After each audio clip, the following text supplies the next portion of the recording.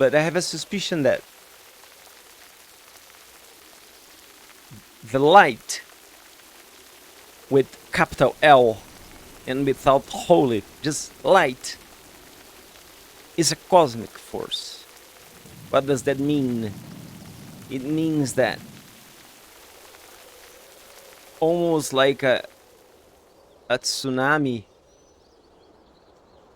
or almost like the Big Bang, if you want to have a better cosmological metaphor. It spread throughout during creation, almost infinitely. And while it spread, not only it created chunks of light at some points, and those chunks became a whole bit. They left chunks and they spread at the creation, as a cosmic force, as a transcendental force. So I'm talking about metaphysics. I'm not talking about physics. So I'm not talking about anything physical. And then the gaps left by this cosmic force that was spreading became the void. Became, and I like to use Greek philosophy terminology to better explain that, because I think it's easier to grasp the metaphysical concept if we treat the light as what is, or being in itself. And I'm talking about cosmology, so there's no world, there's no worlds, there's no living being. I'm talking about way back. Way back. It's cosmology. Not now. Not the light today. I'm talking about all the way back, when there was nothing. It is better understood if it's understood as being. Being. Or what is. In metaphysics, when we think about what is, or when we think about being, we don't necessarily at all relate this to ethics, because nor to religion, because we are doing metaphysics, which is a branch of philosophy, which is actually it's on vogue now, and a lot of physicists are doing metaphysics to understand quantum mechanics and many other cosmic phenomena. So when I say metaphysically that something holds the status of being or of what is, I'm talking about being in itself is not as a quality, as a qualification, like I am being stupid. No, it is a step back, unqualified way. So it is being dot. What does that mean? That means what is. So this is a can of Monster energy drink. But before this being a can of this shit, this is metal. And we go back.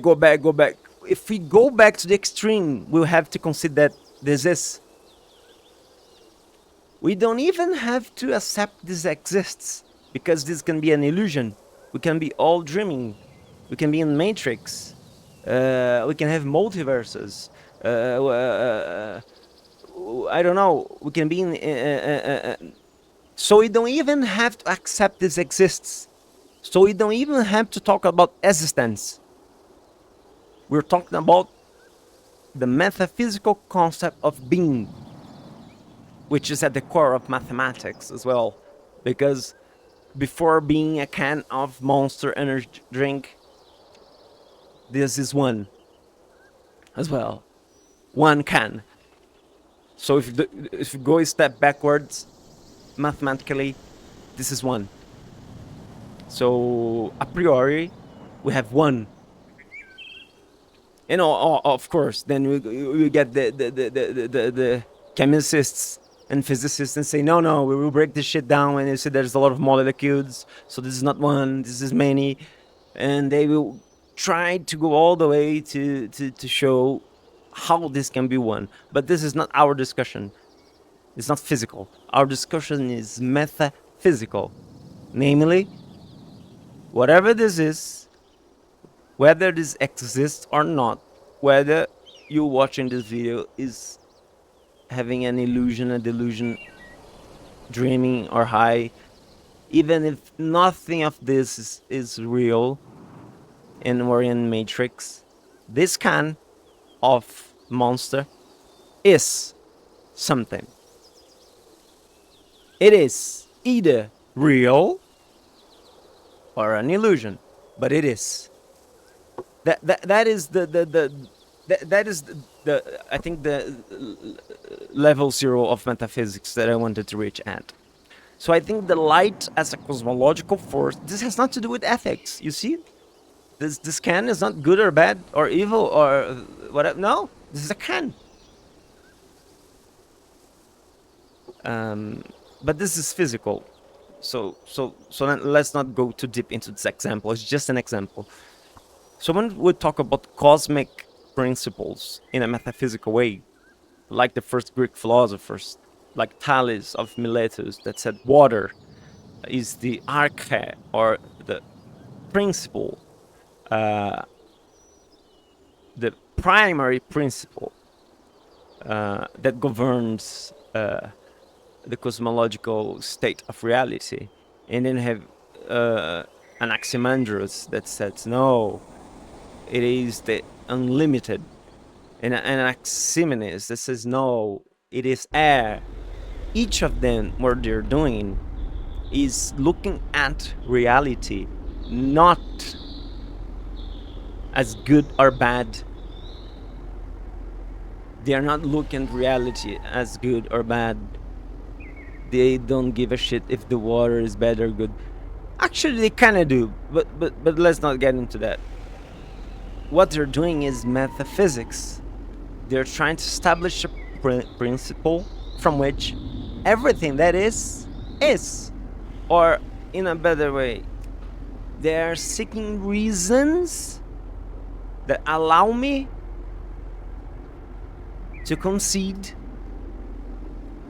that it is possible for reality to be real, right? So it is a discussion that that revolves around reality. So that's why it's metaphysics. So when we talk about the light, again, in cosmological terms, back, all the way back, before planets, before anything living,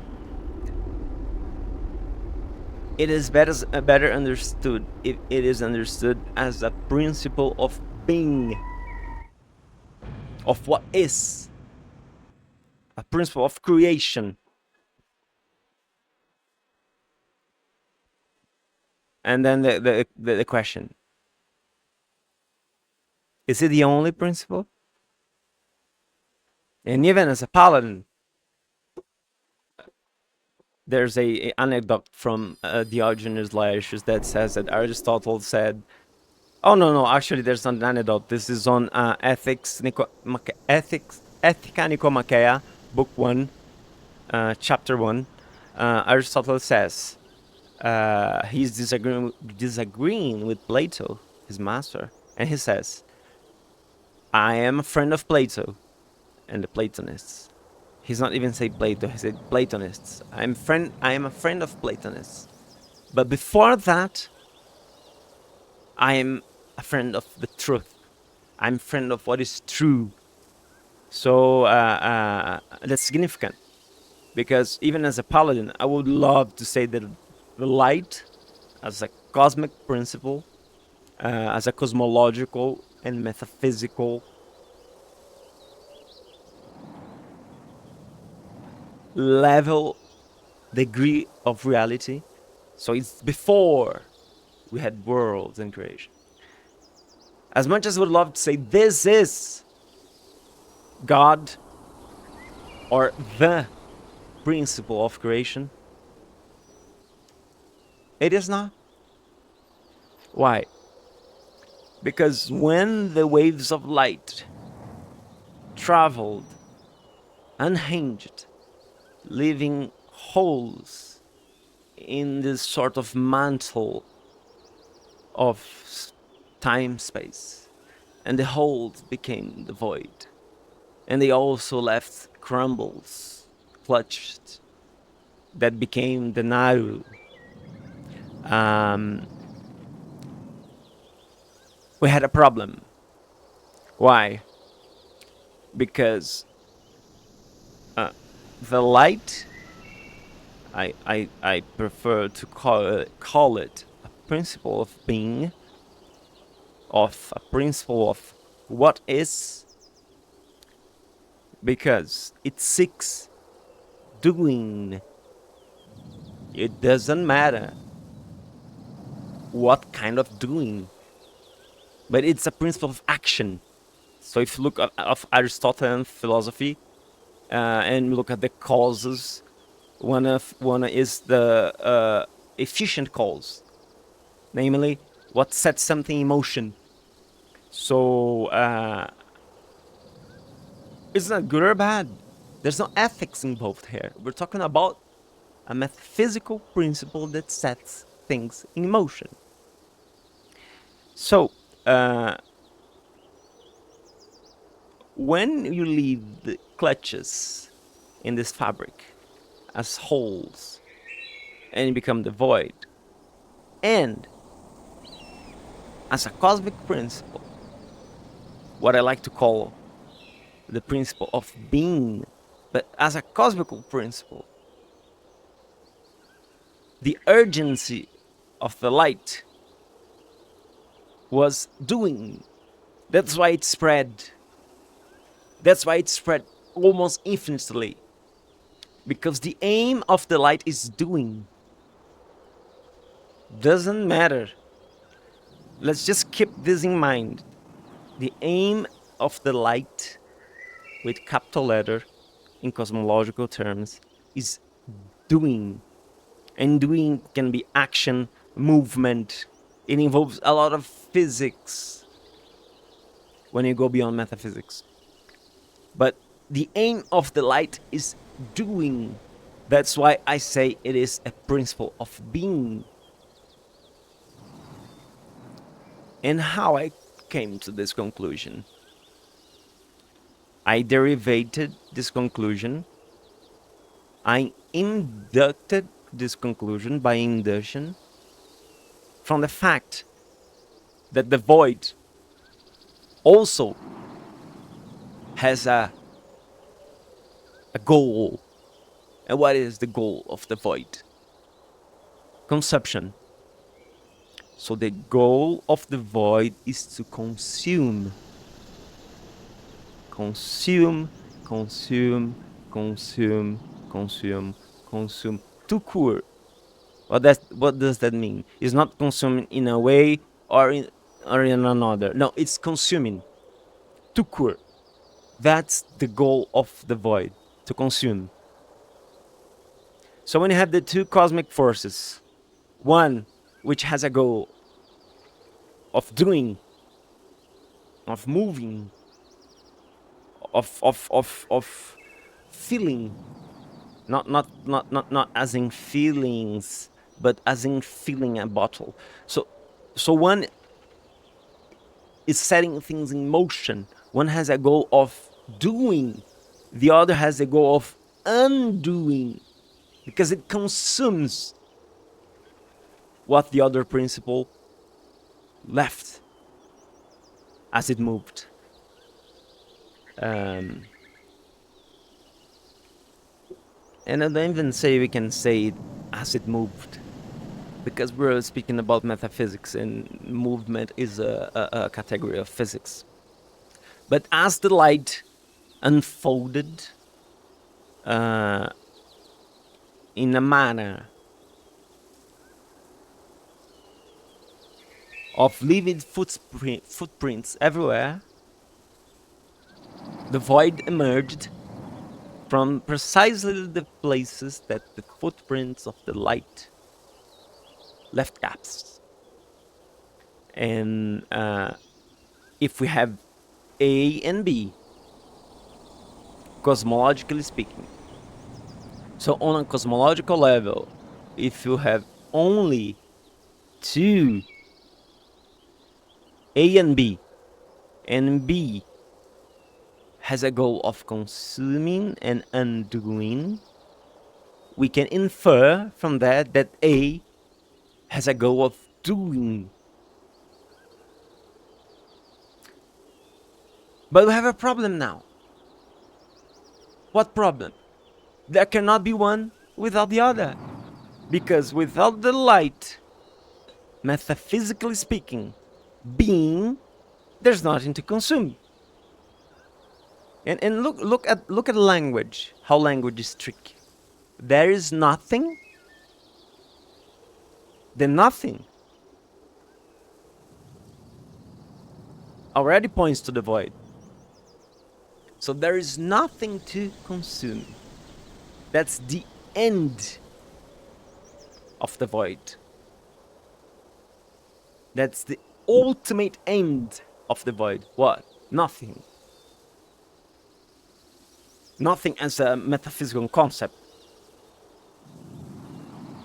So it's not common language like, hey buddy, what are you doing? Oh, nothing. No, I'm talking about nothing as devoid or void. So we cannot consume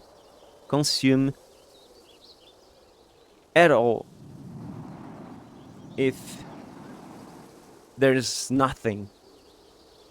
What does that mean? The void cannot rule or unfold or evolve or persevere or last if there's only void, because there's nothing else to consume. So that means the end of the void, which may sound paradoxical, but it's a logical conclusion. It's a necessary logical conclusion. And when it comes to the light, we have the same. What? You cannot do or be. You cannot be. Let's think of the verb to be metaphysically. So you cannot be, namely, you cannot be what is without self-determination. What does self-determination means? This kind of monster, one of the reasons for this kind of monster being a kind of monster, it's because it's not a kind of Red Bull. So when we go deep into metaphysics and cosmology like this, you need a principle of non-being. Otherwise, you cannot have a principle of being. And this goes all back to Parmenides when he says that only what is, and what is not cannot be. And when people read this, they say, wow, the philosophy is crazy. No, Parmenides is saying exactly what I just said. Only what is. Therefore, only what bears the principle of being, namely, only what is,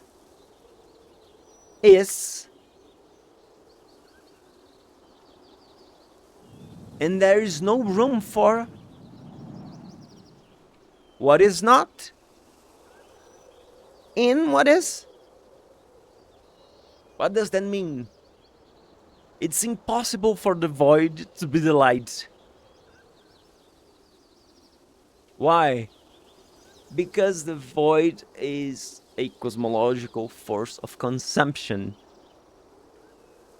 It cannot be. Why? I'm not talking about existence.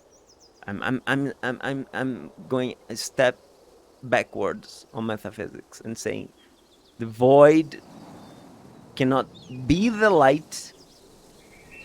It can turn. I'm not going into whether it can turn into one or the other, but it cannot be the light because the goal of the void is consumption, and the goal of the light is doing.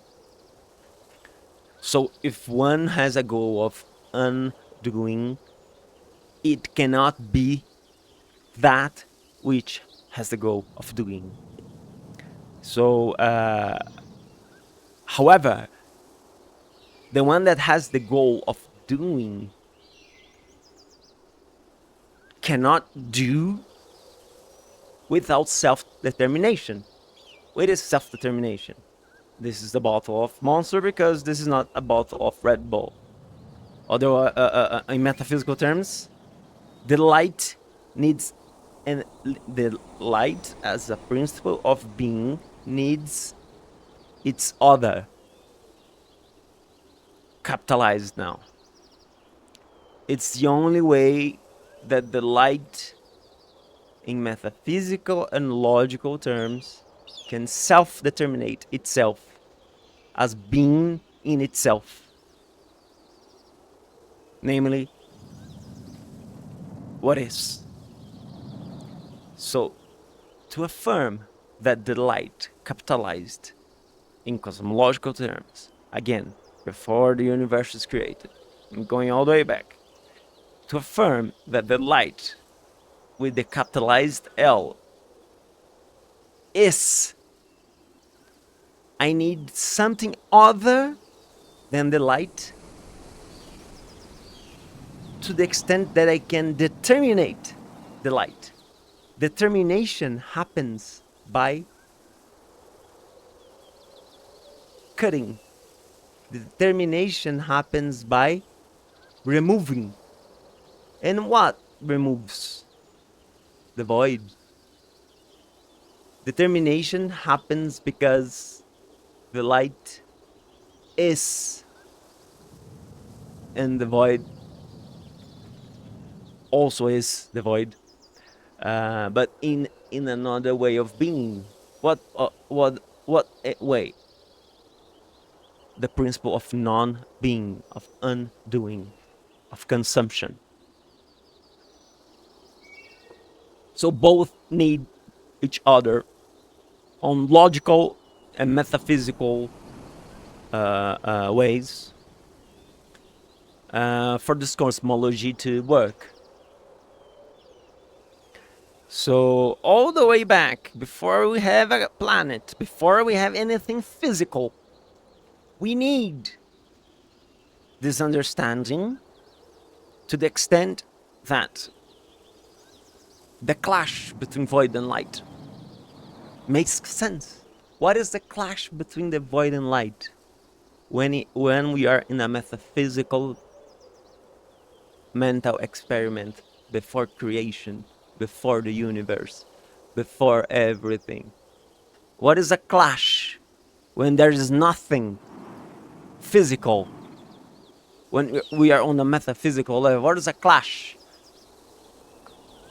We can only use it metaphorically, because a clash is, if you go to Newtonian physics, is an object trying to occupy space of another object. Since only one object can occupy a space, and no other object can occupy that space, when the other object comes in contact, they clash. So this is physics. So we're on metaphysics. What is a clash between light and void on cosmological terms?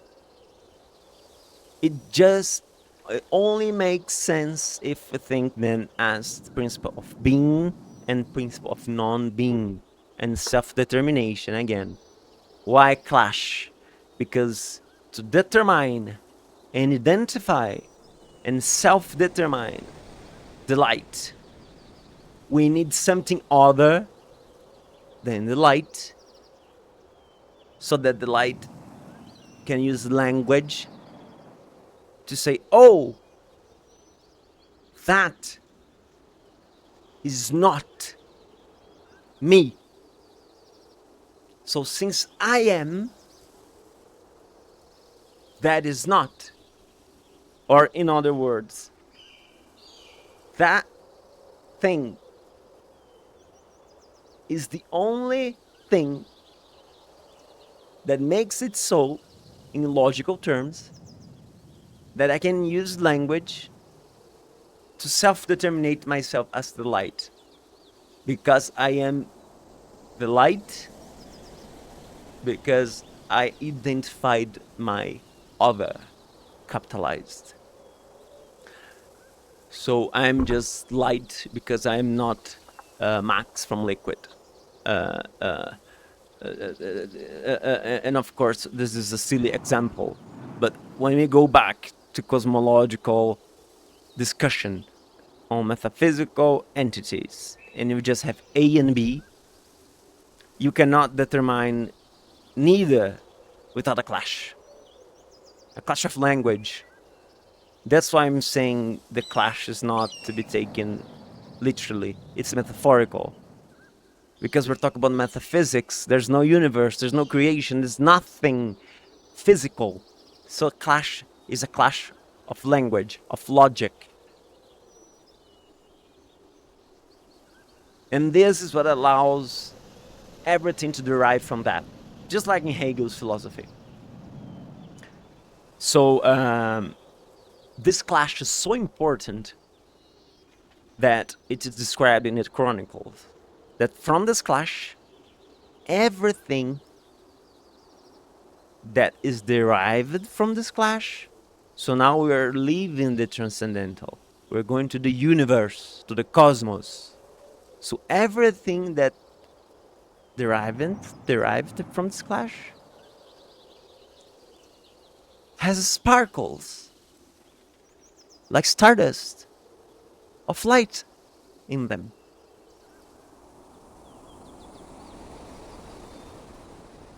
So everything that at that point was created,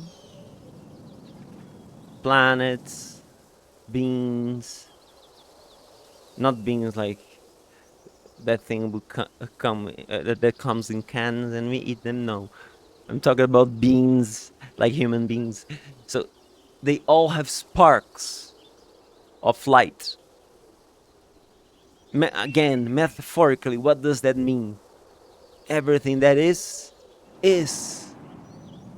That's like when you become more familiar with this metaphysical discussion, this becomes even self-evident. So everything that exists in the cosmos is. That's simple. Even a child, you show this. What is this, child? And the child will say, "I don't know." They may have never seen this, but they know it's one. Again, mathematics as a principle, a priori, and they know it is something.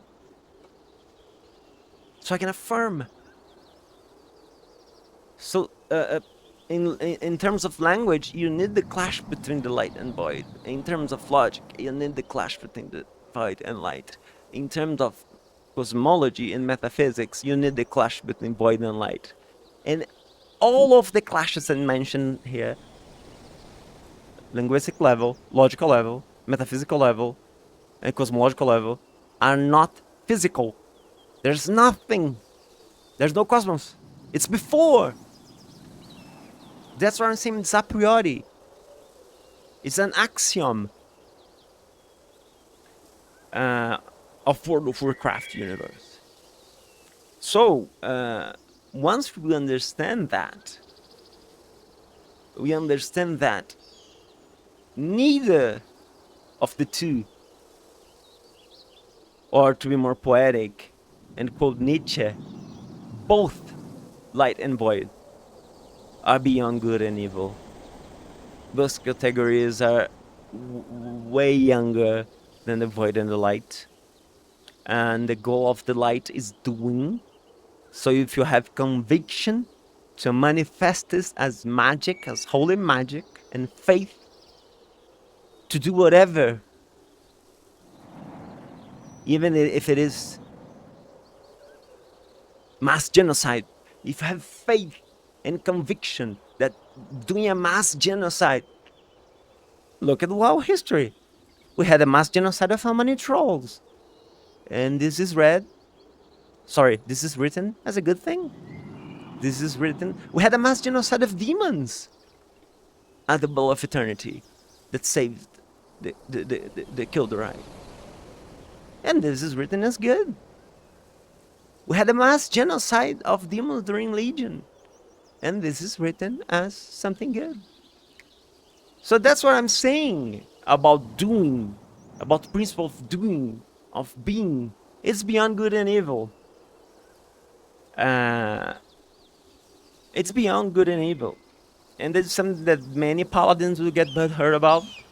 But as a philosopher, even though I'm not Aristotelian, I have to agree with him that I have to be a friend of the truth before being a friend of the Church of the Holy Light.